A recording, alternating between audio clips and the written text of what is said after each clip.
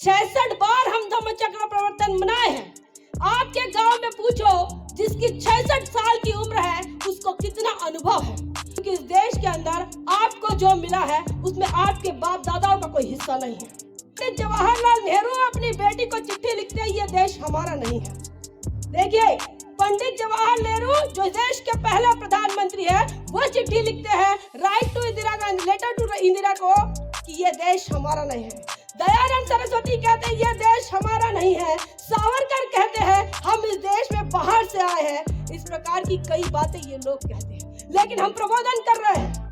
हम प्रबोधन इसलिए करते हैं क्योंकि ये देश हमारा है। इस देश का शेड्यूल कास्ट इस देश के मूल निवासी है। इस देश का आदिवासी इस देश का मूल निवासी है। इस देश का ओबीसी इस देश का मूल निवासी है। इस देश का मुस्लिम इस देश का मूल निवासी है।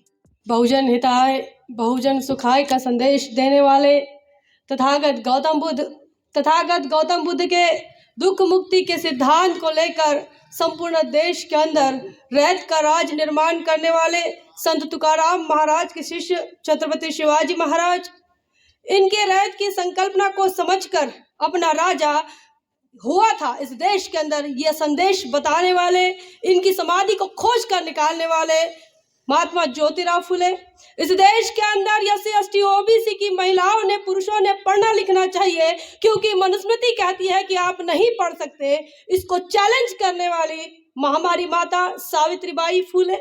इस देश के अंदर आपको आरक्षण देने वाले आरक्षण के जनक छत्रपति शाहू जी महाराज, इन तमाम संतों गुरु महापुरुषों को का अपना आदर्श मानकर इस देश के अंदर भारत का संविधान निर्माण करने वाले और इंसानों को इंसानियत बताने वाले, इंसानियत का सलीका सिखाने वाले डॉक्टर बाबा साहब अम्बेडकर।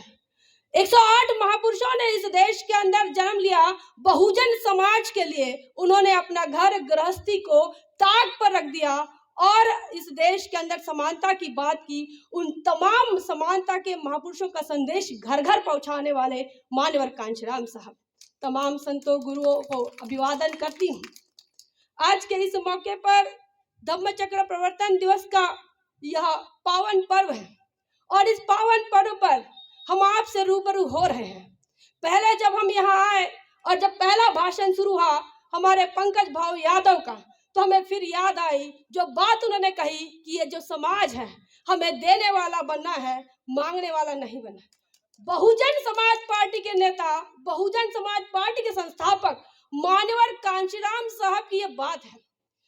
पंकज भाऊ हमारी पार्टी को छोड़कर तो चले गए, लेकिन हमारी आइडियोलॉजी को भूल नहीं पाए। साथियों, यही देन है इस देश के, इस बहुजन समाज के महापुरुषों की।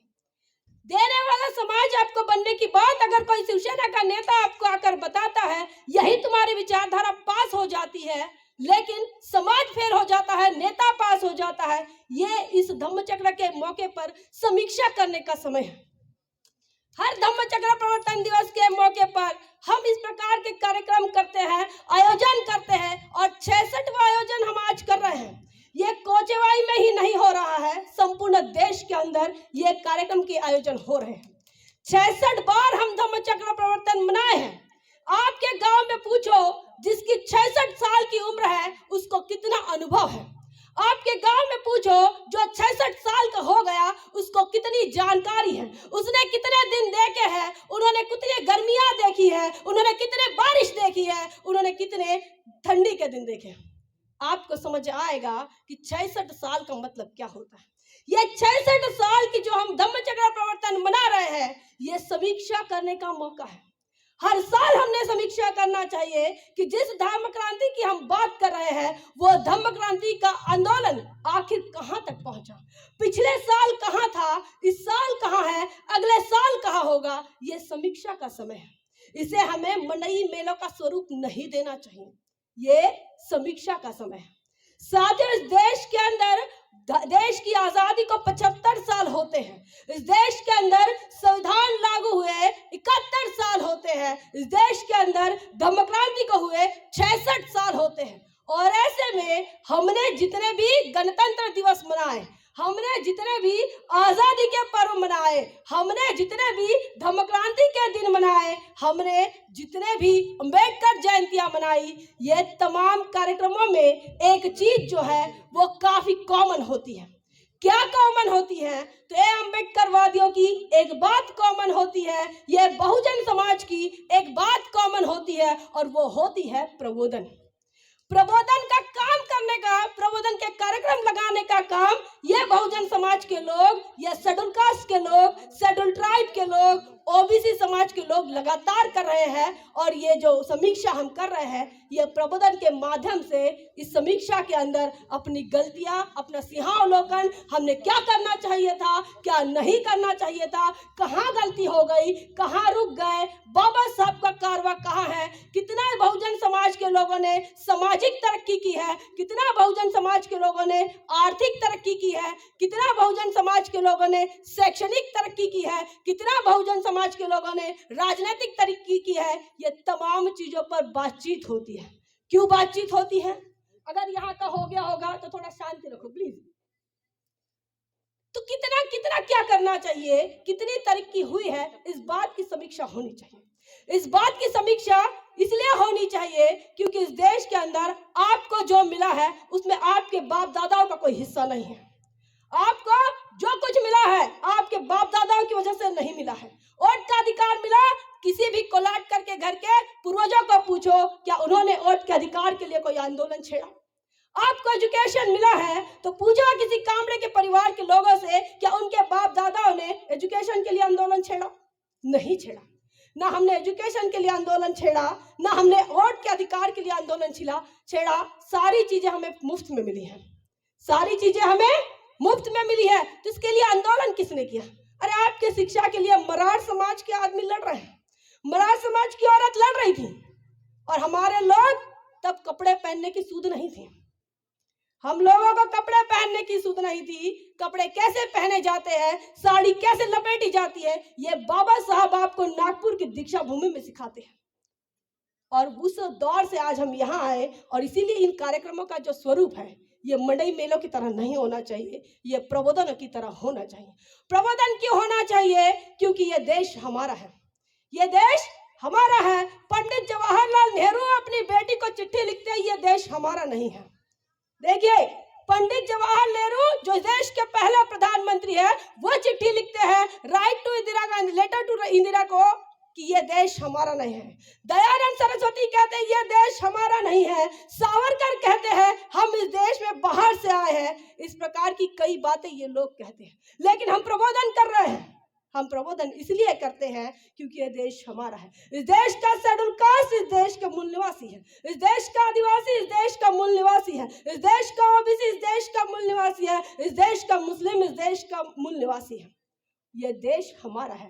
इस देश के अंदर जो संविधान है वो हमारे बाप ने लिखा है, जो महात्मा ज्योतिराव फुले को अपना आदर्श मानता था। इस देश के अंदर संसद हमारी है, संसद पर कब्जा हमारा होना चाहिए।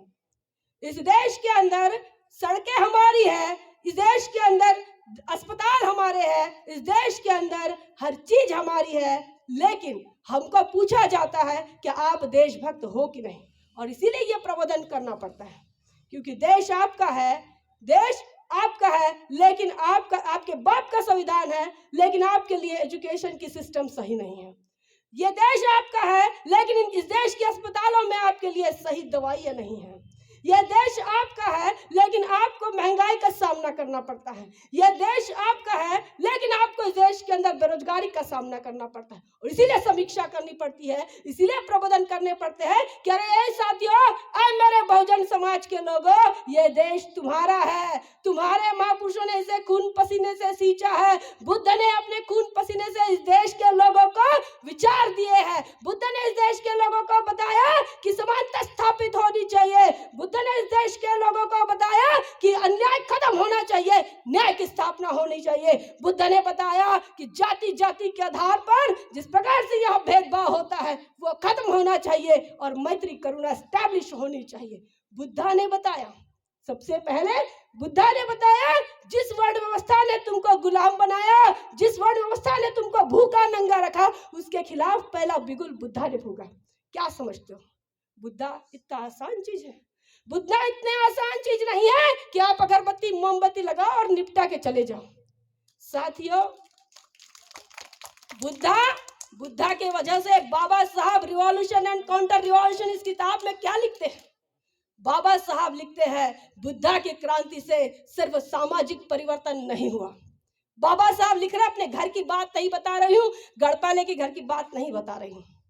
बाबा साहब लिखते हैं कि बुद्धा के क्रांति की वजह से इस देश के अंदर सामाजिक परिवर्तन हुआ, बुद्धा के क्रांति की वजह से इस देश के अंदर धार्मिक परिवर्तन हुआ, बुद्धा के क्रांति की वजह से इस देश के अंदर आर्थिक परिवर्तन हुआ, और इतना ही नहीं, बुद्धा की क्रांति की वजह से इस देश के अंदर राजनीतिक परिवर्तन हुआ और कई शूद्र, जिसे हम ओबीसी कहते हैं, कई शूद्र राजा बने। क्यों? बाबा साहब ये क्यों लिखते हैं? बाबा साहब को क्यों ये लिखना पड़ा, क्यों ये बताना पड़ा कि इस देश का ओबीसी राजा बन सकता है? क्यों बताना पड़ा? क्योंकि इस देश की मनुस्मृति, इस देश के तमाम धर्म ग्रंथ कहते हैं कि ओबीसी राजा नहीं बन सकता। आपको झूठ लग रहा होगा कि कुछ भी बताती है। मैं बताना चाहूंगी कि जो शिवाजी महाराज की बात आप करते हैं, जिस शिवाजी महाराज के आप गाने गाते हैं, जिस छत्रपति शिवाजी महाराज को आप अपना आदर्श मानते हैं, उस छत्रपति शिवाजी महाराज को इस देश के ब्राह्मणों ने राजा नहीं माना। राज तिलक के वक्त उनका जो राज तिलक है, गागा भट्ट नाम के ब्राह्मण ने अपने बाएं पैर के अंगूठे से उनका राज तिलक किया। क्यों? क्योंकि वो कुणबी समाज से आते हैं। साथियों, इस देश की व्यवस्था ने बताया तुम राजा नहीं बन सकते, और इसीलिए तुम्हारा अपमान हुआ, राजा का अपमान हुआ। तुम क्या हो? से एससी एसटी, चमार महार, मातंग, भाली भंगी, तुम्हारा क्या है? तुम्हारे राजाओं का अपमान इस देश के अंदर हुआ, इस देश की व्यवस्था ने उनका अपमान किया, और इस व्यवस्था के साथ साथ इस व्यवस्था ने तुम्हारा इतना ही अपमान नहीं किया। तो एक और उदाहरण मैं आपको दूंगी, क्योंकि बहुजन समाज के लोगों को बिना उदाहरण की बात नहीं समझती हैं। एक जंगल है, मान लो तुम्हारे कोर्नी का जंगल समझो। इस कोर्नी के जंगल में कहीं बीच में गाय मरी पड़ी है, गाय मरी पड़ी है, और गाय मरी पड़ने की खबर आसपास के 4-5 गांव में पहुंच गई। बाजार टोला पहुंच गई, शेरगा टोला पहुंच गई, काटी पहुंच गई, बनाथर ये खबर पहुंच गई। और जब खबर पहुंची तो तमाम महार समाज के लोग, तमाम चमार समाज के लोग अपने हाथों में कांटा और टोकरा लेकर पहुंच गए। कहां? कोर्नी के जंगल में, जहां पर गाय मरी पड़ी है। ऐसी जगह महार और चमार समाज के लोग टोकरी और कांटा लेकर पहुंच गए। क्यों पहुंच गए? ये आपके नस्ल के लोगों की बात बता रही हूँ, आपके बाप दादाओं की बात बता रही हूँ, जिन्होंने कोई संघर्ष नहीं किया, लेकिन उन्होंने इस देश के अंदर जिस प्रकार से उन्हें जीवन यापन करना पड़ा, जिंदगी जीनी पड़ी, वो बात मैं आपको बता रही हूँ।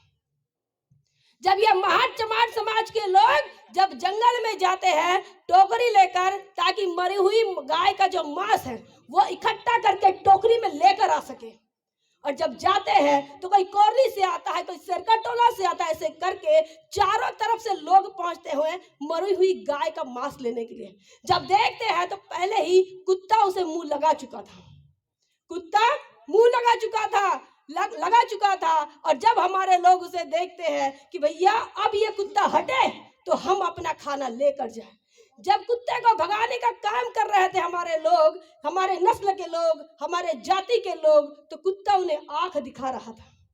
गाय मरी हुई है, मरी हुई गाय का मांस लेने के लिए चमार और महार समाज के लोग गए हैं, और जब कुत्ता मुंह लगा चुका है तो उस कुत्ते को भगाने के लिए जो लोग उसे भगाना चाह रहे थे, कुत्ता उन्हें आंख दिखा रहा था।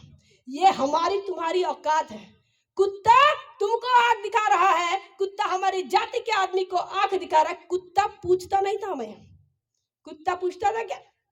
मरी हुई गाय के मांस के लिए कुत्ता नहीं पूछता था।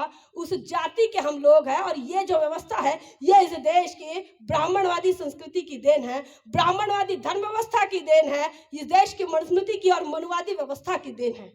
इस व्यवस्था के खिलाफ बिगुल फूंकने का काम तथागत बुद्धा ने किया, और इसीलिए तथागत बुद्ध ने एक ऑर्गेनाइजेशन बनाया जिसका नाम है भिक्षु संघ। ये बात मैं इसलिए बता रही हूँ क्योंकि आने कोने में कहीं ना कहीं हमारे उम्र के जो लड़के हैं, जो ग्रेजुएशन पोस्ट ग्रेजुएशन कर चुके होंगे, लेकिन सामाजिक संवेदनशीलता नहीं है, तो मैं चाहती हूँ कि उनके अंदर आए। तो बुद्धा ने ये आंदोलन छेड़ा तो बुद्धा ने उस आंदोलन को छेड़ने के लिए, आंदोलन को बनाए रखने के लिए एक संगठन बनाया जिसका नाम है भिक्षु संघ। भिक्षु संघ तैयार किया। भिक्षु संघ को बताया कि देश के अंदर जो व्यवस्था है, जाति की व्यवस्था, वर्णों की व्यवस्था, यह व्यवस्था निस्तराबूत कर दो। कैसे? भाईचारा बनाकर। कैसे? मैत्री करुणा से। फिर बुद्धा ने बताया इस देश के अंदर जो विषमता है, जाति के आधार पर सिर्फ लोग नफरत नहीं करते बल्कि घृणा करते हैं। रोटी बेटी का व्यवहार तो छोड़ो, साथ में बैठते भी नहीं है। हे भिक्षुओं, जाओ वो बहुजनों के कल्याण का ये संदेश लेकर जाओ। जहां पर घृणा है, जहां पर असमानता है, जहां पर अन्याय है, वहां जाके बुद्ध का धम्म बताओ। जब भिक्षुओं ने ये काम करना शुरू किया और भिक्षु जब गांव-गांव पहुंचे, शहर-शहर पहुंचे, तब ब्राह्मणों की जो छाती है वो हिल गई। धाबे दलाल ने जब कहते हैं, वो कहावत इसी बात से ताल्लुक रखती है। ब्राह्मणों की छाती कपकपा गई। उनको लगा ये बुद्ध क्या कर रहा है, ये बुद्ध के इस काम से क्या होगा? इस देश के अंदर जाति व्यवस्था खत्म हो जाएगी। बुद्ध के काम से क्या होगा? जाति जाति रहेगी नहीं। बुद्ध की व्यवस्था से क्या होगा? रोटी बेटी का व्यवहार चालू हो जाएगा। बुद्ध की व्यवस्था से क्या होगा? मरी हुई गाय का मांस खाने के लिए चमार महार दौड़ेंगे नहीं। बुद्ध की व्यवस्था से क्या होगा? महार, चमार, भंगी ये लोग पढ़ने लिखने लगेंगे। बुद्ध की व्यवस्था से क्या होगा? इनकी चातुर्वर्ण व्यवस्था खत्म हो जाएगी। और इसीलिए पुष्यमित्र शुंग ने, जब सम्राट अशोक का शासनकाल आता है, सम्राट अशोक के शासनकाल को बौद्ध राष्ट्र के रूप से जाना जाता है, ताकतवर राष्ट्र के रूप से जाना जाता है, तो सम्राट अशोक के शासनकाल को खत्म करने के लिए पुष्यमित्र शुंग नाम के ब्राह्मण ने कमर कसी और उसने प्रण लिया कि सम्राट अशोक के जो पौत्र है बृहद्रथ, उस जो बुद्ध का आखिरी शासक है, जो बुद्ध शासक है, उसे खत्म करना पड़ेगा। अगर उसे खत्म कर दिया तो बुद्ध राष्ट्र खत्म हो जाएगा। और इसीलिए पुष्यमित्र शुंग ने एक प्लान बनाकर, एक योजना बनाकर बृहद्रथ को खत्म किया, तुम्हारे हमारे राजाओं को खत्म किया। ये जो तुम रावण कहते हो, जिसे 10 कहते हो, ये 10वां राजा हमारा, दूसरा तीसरा कोई नहीं, सम्राट अशोक का पौत्र बृहद्रथ है। ये राजपाट की भी लड़ाई है। जब मैंने ये राजनीतिक मंच देखा तब मुझे समझ आया ये धम्मचक्र का कार्यक्रम नहीं है, ये राजपाट की लड़ाई है। ये राजपाट की लड़ाई है क्योंकि पुष्यमित्र शुंग ने जो राजपाट बौद्धों का हथिया लिया था, उसके बाद ये लगातार चलती आ रही है। साथियों, बहुजन समाज के लोगों को अपना इतिहास इस मंचों के माध्यम से हमें इसलिए बताना पड़ता है क्योंकि बहुजन समाज के लोग अपना इतिहास नहीं जानते। और आपके पितामह डॉक्टर बाबा साहब अम्बेडकर ये कहते हैं, जो इतिहास नहीं जानता वो इतिहास निर्माण नहीं कर सकता। इसका मतलब ये है, अगर आपको कल का पता नहीं है तो तुमको आज का पता नहीं चलेगा, आज कैसे लड़ना है ये नहीं समझ आएगा, वर्तमान में तुम संघर्ष नहीं कर पाओगे। और इसीलिए इतिहास का पता होना जरूरी है। ये तीखी तीखी बातों को सुनकर पता नहीं मंच के लोगों को क्या लग रहा होगा कि ये कब तक चलेगा, आखिर ये सिलसिला कब रुकेगा, ये बड़ी बड़ी बातों का सिलसिला कब थमेगा, क्योंकि आने वाले समय में आपका तामझाम भी लगने वाला है, हुंकार आप भरने वाले हैं, तो आप तमाम लोग उसका इंतजार भी कर रहे हैं। लेकिन जिस बात के लिए मुझे बुलाए हैं वो बात मैं आपसे करके कुछ ही मिनटों में निकल लूंगी। 9 महीने की मेरी बेटी है, मेरी छोटी बहन जिसको कोई अनुभव नहीं है बच्चे संभालने का, वो मेरी बेटी को 2 घंटे से संभाल रही है। रोती है तो फोन करती है कि देखो तुम्हारी बेटी रो रही है। हम कहते हैं कि दूध का बोतल लगा दो। साथियों, ये संघर्ष मैं आपको इसलिए नहीं बता रही हूँ कि मैं बहुत महान हूँ, मैं इसलिए बता रही हूँ क्योंकि ये मेरी जिम्मेदारी है। मुझे आपने बुलाया, प्रबोधन करना है, मुझे सामाजिक परिवर्तन चाहिए। मैं चाहती हूँ कि इस देश के अंदर भारत के संविधान के मूल्यों का रोपण हो, मैं चाहती हूँ कि भारत के संविधान के मूल्यों का जतन हो, और इसीलिए मैं यहाँ पर आई हूँ। और इस धम्मचक्र प्रवर्तन के मौके पर आपको इन चीज़ों को आपको बताना चाहती हूँ। भारत का इतिहास दूसरा तीसरा कुछ नहीं है, ब्राह्मणिज्म वर्सेस बुद्धिज्म है, ब्राह्मणवाद वर्सेस बुद्धवाद का ही यह संघर्ष रहा है। और ये संघर्ष को अगर आप नहीं समझते हैं तो आने वाला समय आपको कभी माफ़ नहीं करेगा। जिन बच्चों को आप लाड़ प्यार से बड़ा कर रहे हो, जिन बच्चों को आप बड़े लाड़ प्यार से स्कूल भेज रहे हो, जिन बच्चों को आप अपना सोनूला छकुला कह रहे हो, वो सोनूला छकुला आने वाले समय में किसी पान की टपरी पर, दारू की दुकान में दिखने वाला है, क्योंकि इस देश की व्यवस्था वैसी तैयार की जा रही है। आज बुद्ध की जरूरत है इस देश को, लेकिन कहीं ना कहीं इस देश के अंदर मनुवादी व्यवस्था के नजरिए से देखा जाए तो आपके बच्चों को दारू की दुकान के लिए कस्टमर बनाया जा रहा है। आपके बच्चों को इस देश के अंदर बेरोजगारों की फौज तैयार की जा रही है। आपके बच्चों को इस देश के अंदर कम पढ़े लिखे लोगों की फौज में भर्ती किया जा रहा है। आपके बच्चों को अनपढ़ बनाने का और खिचड़ी खिला के सुलाने का कार्यक्रम चल रहा है। और हमको लग रहा है कि हम तो भैया यहाँ फलाने जगह मंडई चल रही, वहाँ जाके आएंगे, कहीं छत्तीसगढ़ी होगा, फलाने जगह मंडई चल रही वहाँ होगा। इससे बात नहीं बनेगी, इससे बात नहीं बनेगी। भारत का संविधान बाबा साहब के कहे अनुसार, बाबा साहब की अगर आप देखते प्रस्तावना देखते हैं, उस प्रस्तावना के अनुसार आपको समझ आएगा कि बुद्ध के विचारों को बाबा साहब ने संविधान में बंद कर दिया है। जिस समानता की बात बुद्धा ने की वो बाबा साहब का संविधान देता है। जिस भाईचारे की बात बाबा बुद्धा ने की, जिस मैत्री की बात बाबा बुद्धा ने की, वो बात संविधान कहता है। जिस अन्याय की बात बुद्धा ने की वो बात संविधान कहता है। तो साथियों, जो समानता, स्वतंत्रता, न्याय, बंधुत्व की बात बुद्धा ने आज से 2500 साल पहले की, वो बात भारत का संविधान कहता है। लेकिन इस देश के अंदर बीजेपी के मंत्री आकर कहते हैं कि हम इस देश के अंदर प्रधानमंत्री इसलिए बने हैं, हम इस देश के अंदर मुख्यमंत्री इसलिए बने हैं, हम सांसद विधायक इसलिए बने हैं ताकि इस देश का संविधान खत्म हो सके। ये भारत सेकुलर कंट्री है। इस सेकुलर कंट्री में राम राज्य की बात होती है, हिंदू राष्ट्र की बात होती है, ज्ञानव्यापी मस्जिद पर हमले की बात होती है। ये सेकुलर राष्ट्र है। इस सेकुलर राष्ट्र के अंदर गोरक्षा की बात होती है, गाय को बचाने के लिए लोगों को मारने की बात होती है। ये सेकुलर राष्ट्र है। इसको कब चिंतन करेंगे, कब इस पर तर्क करेंगे, कब हमारे बेटे जो आज MA PhD कर रहे हैं वो कब इसका संशोधन करेंगे कि भैया ये सेकुलर राष्ट्र है, ये सेकुलर राष्ट्र है, यहाँ तो बुद्धिस्ट भी रहेगा, यहाँ हिंदू भी रहेगा, यहाँ मुसलमान भी रहेगा, यहाँ जैन भी रहेगा, या सिख भी रहेगा, या क्रिश्चियन भी रहेगा, तमाम लोग रहेंगे क्योंकि ये धर्मनिरपेक्ष राष्ट्र है। लेकिन नहीं, इस देश के अंदर मुद्दे बनाए जाते हैं, मंदिर मस्जिदों के मुद्दे, पत्थरबाजी के मुद्दे, और हमको लगता है कि सब कुछ बराबर है, ऑल इज वेल है। ऑल इज वेल नहीं है भाई साहब, जरा होश में आइए। 2022 में हम हैं, आने वाले 2 सालों में फिर से 2024 आने वाला है, फिर 15 लाख की बात होगी, फिर 2 करोड़ रोजगार की बात होगी। लेकिन रोजगार किसी को नहीं मिलेगा, रोजगार किसी को नहीं मिलेगा, क्योंकि इस देश की जो मनुवादी व्यवस्था है वो व्यवस्था कहती है कि अगर किसी को गुलाम करना है तो उसके लिए उसका एजुकेशन छीन लो। अब एजुकेशन छीना नहीं जा सकता, क्योंकि भारत का संविधान कहता है ये मूलभूत अधिकार है, तुम्हारा शिक्षा तुम्हारा मूलभूत अधिकार है। तो क्या करो, इसको कन्वर्ट करो, इसको क्वालिटी लेस बनाओ, इसको क्वालिटी लेस बनाओ। मैं पूछना चाहती हूँ कोचवाई के लोगों से, कितने कोलाट करके बच्चे सेंट जेवियर में पढ़ते हैं? आप इसके बाद बात नहीं करेंगे नागपाल जी? कितने बच्चे इस कोचवाई के सेंट जेवियर के बाद पोद्दार इंटरनेशनल में पढ़ते हैं? बताइए, कोई हाथ खड़ा कर दीजिए। बताइए कितने कोलाटकर और कामड़े के घर के परिवार के बच्चे सेंट जेवियर और पोद्दार में पढ़ रहे हैं? कोई पढ़ रहा है? नहीं पढ़ रहा है। पढ़ने की औकात ही नहीं है। क्यों? क्योंकि 1 लाख रुपए उसकी फीस है, बराबर है। तो ये बात इस देश के संविधान को मरोड़ने की बात है।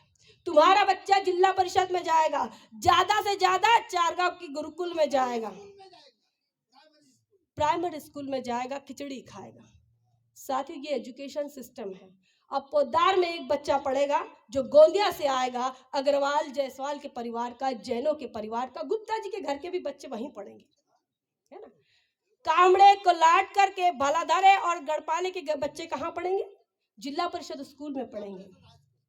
और जब ये 10वीं पास हो जाएंगे तो 10वीं पास होने के बाद 12वीं में जाएंगे तो कौन पास होगा अच्छे मार्कों से, कौन फेल होगा, आप खुद ही तर्क लगा लो, क्योंकि एजुकेशन सिस्टम अलग है। ये शिक्षा पर पहला वार है, क्योंकि शिक्षा को अगर आप क्वालिटी लेस कर दो, खराब कर दो, तो अपने आप गुलाम तैयार हो जाते हैं। दूसरी बात, रोजगार की बात करते हैं। कितने बच्चे यहाँ पर कॉम्पिटिटिव का पढ़ाई कर रहे हैं? हाथ खड़ा करो प्लीज। कोई इधर कोई बच्चे कॉम्पिटिटिव का पढ़ाई कर रहे हैं? कोई रेलवे की पढ़ाई कर रहे हो कि नहीं कर रहे हो? नहीं, कोई कॉम्पिटिटिव की कोई इच्छा नहीं है भैया नौकरी की। क्यों? क्योंकि सरकारी जो क्षेत्र है, सरकारी क्षेत्र की नौकरियां खत्म हो गई हैं। रेलवे 2014 के बाद रेलवे की भर्तियां नहीं निकली हैं, और 2014 में जो बाबा जी आए थे, मोदी जी, उन्होंने कहा था कि 2 करोड़ रोजगार देंगे। आप इस पर चिंता क्यों नहीं करते हैं? इस पर विचार क्यों नहीं करते हैं? ऐ मेरे युवा साथियों, विचार करो कि तुम्हारी हर 2014 में तुम्हारी उम्र कितनी थी, 2022 में उम्र कितनी है, 2024 में कितनी होगी। कितनी उम्र के बाद तुम परीक्षा देने के लिए काबिल नहीं रहोगे, कितनी उम्र के बाद तुम परीक्षा नहीं दे पाओगे, कितनी उम्र के बाद तुमको नौकरी नहीं लगेगी, और अगर लग भी जाती है तो कितने साल तुम सर्विस कर पाओगे। इसका चिंतन बहुजन समाज ने करना है। बात करते हैं इस देश के अंदर महिलाओं की स्थिति की, तो पूछना चाहूंगी कितनी महिलाएं यहाँ पर ग्रेजुएट है? कोई ग्रेजुएट है तो कृपया हाथ खड़ा करें। कितनी महिलाएं यहाँ पर ग्रेजुएट है? कितनी महिलाएं बीए हो गई है? कितनी महिलाएं बीकॉम है? कितनी महिलाएं जो है वो बीएससी हो गई है? साथियों, डब्बा गोल है। महारों की बात कर रहे हैं। महारों के मोहल्ले में जिनके बाप ने बताया पहले पढ़ाई लिखाई करो, अच्छी पढ़ाई लिखाई करो। बाबा साहब कहते हैं कि अंग्रेजी शिक्षा ये शेरनी का दूध है। अंग्रेजी शिक्षा कहाँ से मिलेंगी भैया? जिला परिषद में कोई रोल ही नहीं है। अभी अभी ABCD आया है। इस सिस्टम को हमको समझना होगा। ये सिस्टम कहीं ना कहीं जिस मनुवाद की बात हम इतिहास में पढ़ते हैं, ये यही अपडेटेड मनुवाद है। इस मनुवाद को कैसे तोड़ना है, इसके लिए भी मैं उपाय बता कर जाऊंगी।